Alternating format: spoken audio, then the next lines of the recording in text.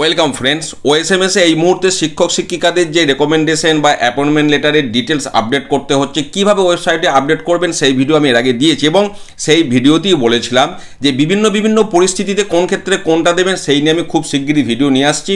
এই ভিডিওতে আপনারা সমস্ত প্রশ্নের উত্তর পেয়ে যাবেন। প্রথম কথা হচ্ছে, আজকেও আপনারা আপডেট করবেন না, আগামীকাল মঙ্গলবার সন্ধেবেলা থেকে আপডেট প্রক্রিয়া শুরু করবেন। এবার প্রথমেই বলি কাদের ক্ষেত্রে এগুলি করতে হবে না।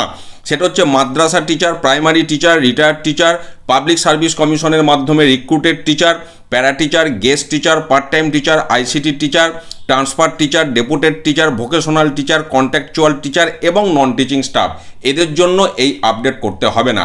এই মুহূর্তেও হয়তো কোনো স্কুলে এখনও এমপ্লয়ি নেমের তালিকার মধ্যে নন টিচিংদের দেখতে পাবেন আপনারা, কিন্তু আপডেট চলছে। অনেক ক্ষেত্রেই এখন দেখা যাচ্ছে নন টিচিংদের স্টাফ এমপ্লয়ি লিস্ট থেকে বাদ হয়ে গেছে, যে কারণে বলছি আগামীকাল সন্ধ্যেবেলা থেকে আপনারা আপডেট করা শুরু করুন অনলাইনে। তার আগে অবশ্যই দেখে নেবেন যে সেখানে নন টিচিংদের নাম নেই। এবারে আমি চলে যাচ্ছি, অনেক ক্ষেত্রে আগে যে জেলা ছিল এখন জেলা ভাগ হওয়ার জন্য নতুন জেলা হয়ে গেছে।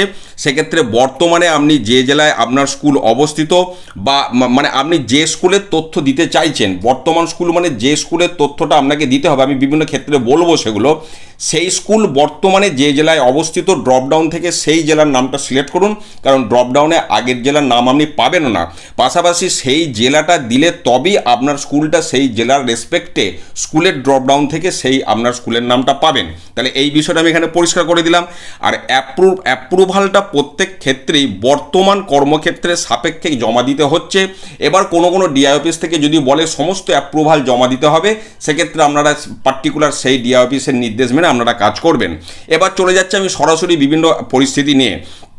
ধরুন আপনার জয়েনিং ম্যানেজিং কমিটির মাধ্যমে, অর্থাৎ 1999-এর আগেকার কেস, তাহলে সেক্ষেত্রে আপনি ড্রপডাউনের প্রথম মেনু যেটা ইয়েস নো আছে, আপনি নো সিলেক্ট করবেন। সেক্ষেত্রে আপনাকে শুধু দিতে হবে অ্যাপয়েন্টমেন্ট লেটার নম্বর এবং ডেট। যদি মানে এবার সেই অ্যাপয়েন্টমেন্ট অবশ্যই ম্যানেজিং কমিটির, যদি ম্যানেজিং কমিটির অ্যাপয়েন্টমেন্ট লেটার নম্বরে কোনো অবস্থাতেই আপনার রেফারেন্স নাম্বার বা মেমো নাম্বার না থাকে, তাহলে সেক্ষেত্রে আপনি নীল লিখবেন। আর অ্যাপ্রুভাল তো আপনার ওই স্কুলেরই আপনাকে দিতে হবে। এবার চলে যাচ্ছি 99 বা তারপরে জয়েনিং। এবার এক্ষেত্রে বলি, প্রথম এসএসসি থেকে অনেকে 1998-এ জয়েন করেছেন, আপনারাও ড্রপডাউন থেকে ইয়েস বটন সিলেক্ট করেই কাজ করবেন।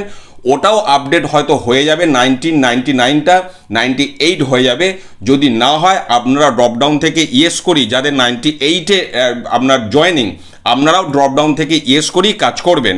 এবং সেক্ষেত্রেও আপনাদের ম্যানেজিং কমিটির যদি মানে এসএসসি থেকে জয়েনিং যাদের, যদি ম্যানেজিং কমিটি থেকে অ্যাপয়েন্টমেন্ট লেটার পেয়ে থাকেন, যদি মেমো নাম্বার বা রেফারেন্স নম্বর কিছুই না থাকে, সেক্ষেত্রেও আপনারা অ্যাপয়েন্টমেন্ট লেটারের যে নম্বর সেটা আপনারা নীল বলে লিখবেন।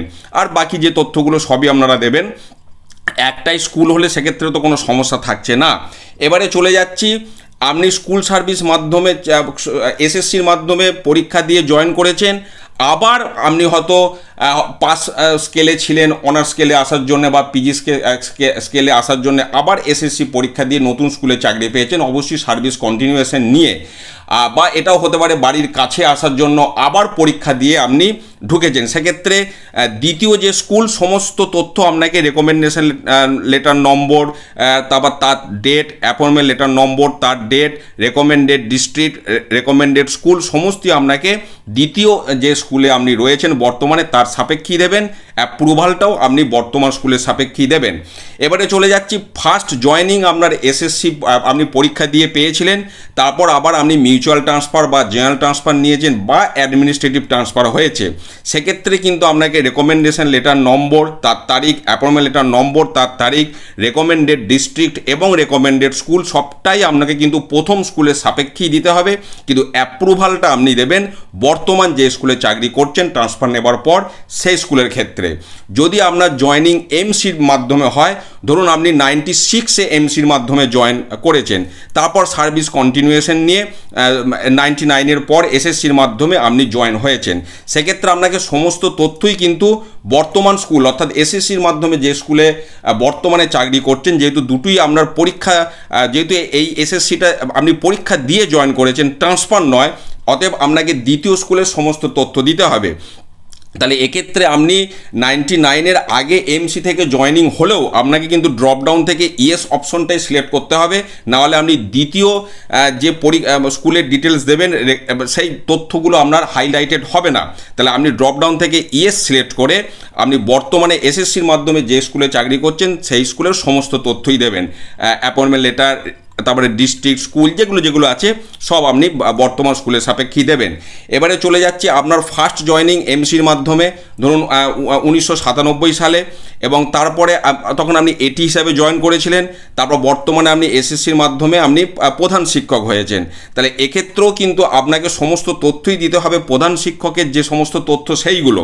তাহলে যেহেতু আপনি প্রধান শিক্ষকের সমস্ত তথ্যগুলি দেবেন, তাহলে সেক্ষেত্রে আপনাকে ড্রপডাউন থেকে ইয়েস অপশনটাই সিলেক্ট করতে হবে। আপনি ম্যানেজিং কমিটির মাধ্যমে প্রথমে সহশিক্ষক থাকলেও এইটা যেন মাথার মধ্যে থাকে। নেক্সট আমরা চলে যাচ্ছি, আপনি এসএসসি দিয়ে সহশিক্ষক হয়েছিলেন, আবার এসএসসি দিয়ে আপনি এইচএম হয়েছেন। তাহলে এক্ষেত্রেও আপনাকে দ্বিতীয় আপনি যে এসএসসি দিয়ে এইচএম হয়েছেন তারই সমস্ত তথ্য দেবেন, তারই অ্যাপ্রুভাল দেবেন, এবং ওপরে হেডিংয়ে আমার লেখাই আছে কোন কোন জিনিসের এগেনস্টে আমি এখানে রাইট চিহ্নগুলো দিয়েছি। এরপর আমরা চলে যাচ্ছি, ধরুন 3 বার আপনি এসএসসি দিয়ে চাকরি পেয়েছেন, সেটা বাড়ির কাছে আসার জন্য হোক বা স্কেল চেঞ্জ করার জন্যই হোক। তাহলে 3 বারই যদি আপনি পরীক্ষা দিয়ে মানে এসএসসি দিয়ে যদি আপনি জয়েন করেন, অবশ্যই আপনি লাস্ট যে স্কুলেতে স্কুল সার্ভিস কমিশনের পরীক্ষার মাধ্যমে নিয়োগ হয়েছেন সেই স্কুলের সমস্ত তথ্য দেবেন, অ্যাপ্রুভালটাও সেই স্কুলেরই দেবেন।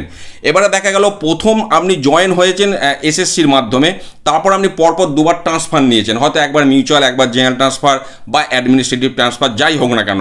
তাহলে পরপর 2 বার যদি আপনি ট্রান্সফার নিয়ে থাকেন, আপনাকে ওই 4টি তথ্যই কিন্তু দিতে হবে। ফার্স্ট যে স্কুলে আপনি এসএসসি দিয়ে চাকরিতে ঢুকেছিলেন সেই স্কুলের রেসপেক্টে আপনাকে সমস্ত তথ্যগুলি দিতে হবে, আর অ্যাপ্রুভালটা আপনি দেবেন বর্তমানে যে স্কুলে চাকরি করছেন সেই স্কুলের সাপেক্ষে।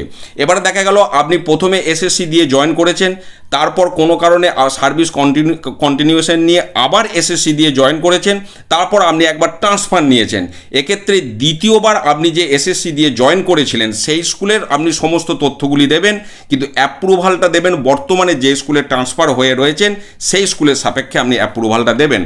এরপর চলে যাচ্ছি, আপনি প্রথমে এসএসসি দিয়ে জয়েন হয়েছিলেন, তারপর মাঝখানে একবার ট্রান্সফার নিয়েছেন, তারপর আবার এসএসসি দিয়ে আপনি জয়েন হয়েছেন, এরকমটা হতেই পারে। তাহলে এক্ষেত্রে আপনি শেষ যে স্কুলে বর্তমানে যে রয়েছেন সেখানে যেহেতু আপনি এসএসসি দিয়ে জয়েন করেছেন, ওই স্কুলেরই সমস্ত তথ্যগুলি আপনি দেবেন, অ্যাপ্রুভালটাও আপনি ওই স্কুলেরই দেবেন। এবারে চলে যাচ্ছি, এমসির মাধ্যমে আপনার ধরুন এটি হিসাবে জয়েনিং হয়েছিল, বর্তমানে আপনি টিচার ইনচার্জ রয়েছেন। তাহলে যেহেতু এমসির মাধ্যমে আপনার জয়েনিং হয়েছিল একদম প্রথম, তাহলে আপনাকে ড্রপডাউন থেকে নো অপশন সিলেক্ট করতে হবে। সেক্ষেত্রে আপনি শুধু অ্যাপয়েন্টমেন্ট লেটার নম্বর এবং তারিখটা দেবেন। এবার এক্ষেত্রে অ্যাপ্রুভালের প্রসঙ্গে বলি, টিআইসির অ্যাপ্রুভাল যদি থেকে থাকে, টিআইসির অ্যাপ্রুভাল এবং এটি হিসাবে যে অ্যাপ্রুভাল, দুটোই কোনো ডিআই অফিস থেকে শুধু এটির অ্যাপ্রুভালটা চাইছে, এটা সংশ্লিষ্ট ডিআই অফিসে একটু খবর নিয়ে নেবেন। এই এটি থেকে টিআইসি বা এটি থেকে এইচএমের বিষয়টা, অ্যাপ্রুভালগুলো যে কটা অ্যাপ্রুভাল আছে সেই কটাই জমা দিয়ে দেবেন, এটাই হচ্ছে সবথেকে বেটার কাজে, এটা আমি আর বারবার বলবো না। এবারে দেখা যাচ্ছে আপনার এমসির মাধ্যমে এটি হিসাবে জয়েন করেছিলেন, তারপর আপনি এইচএম হয়েছেন, তাহলে এক্ষেত্রেও আপনাকে এটি হিসাবে সমস্ত তথ্যই দিতে হবে। তাহলে ড্রপডাউন থেকে আপনি নো অপশনটা সিলেক্ট করবেন, দিয়ে আপনি শুধুমাত্র অ্যাপয়েন্টমেন্ট লেটার নম্বর এবং ডেট দেবেন। নেক্সট আমি চলে যাচ্ছি, এসএসসির মাধ্যমে জয়েন হয়েছিলেন, দিয়ে আপনি এইচএম হয়েছেন, তাহলে এক্ষেত্রে আপনি ড্রপডাউন থেকে ইয়েস অপশন সিলেক্ট করে আপনি 4টে ফিল্ডই ফিল আপ করবেন, যেমন প্রথম এসএসসি দিয়ে যখন যে স্কুলে ছিলেন সেই স্কুলেরই। আর এইচএম হওয়া মানে তো আপনি সেই স্কুলেই আছেন, স্কুল তো এক্ষেত্রে চেঞ্জ হওয়ার ব্যাপার নয়। একই রকম দেখা যাচ্ছে আপনি এসএসসি দিয়ে এটি হয়েছিলেন, তারপরে টিআইসি হয়েছেন, এক্ষেত্রেও আপনি এটি হিসাবে সমস্ত তথ্যই ওখানে দেবেন। অবশ্যই যেহেতু এসএসসি দিয়ে ঢুকেছেন, ড্রপডাউন থেকে আপনি ইয়েস বাটনটা ক্লিক করবেন। তো এই মোটামুটি বিষয়বস্তু সামনে আসছে। যত রকমের আপনাদের প্রশ্ন ছিল আমি তার উত্তর দেওয়ার চেষ্টা করলাম। 4টে মেন ফিল্ড আপনাকে ওখানে ফিল আপ করতে হচ্ছে, তার সাথে ডেট আছে 2টো, দিয়ে হচ্ছে মোট 6টা। তাহলে সেই ডেটটা তো কারেসপন্ডিং ডেট, ওটা আলাদা করে বলার কোনো প্রয়োজন নেই। কাজে 4টে যে মেন ফিল্ড, সেক্ষেত্রে কোনটার ক্ষেত্রে কোনটা করবেন আমি টিক চিহ্ন দিয়ে পরিষ্কার বুঝিয়ে দিয়েছি। এরপর আমার মনে হয় আপনাদের আর কোনো প্রশ্ন থাকার কথা নয়। যদি এরপরেও কোনো প্রশ্ন থাকে ভিডিওতে কমেন্ট করুন, আমি সাধ্যমতো আপনাদের প্রশ্নের উত্তর দেওয়ার চেষ্টা করব। ভালো থাকুন, সুস্থ থাকুন, ধন্যবাদ।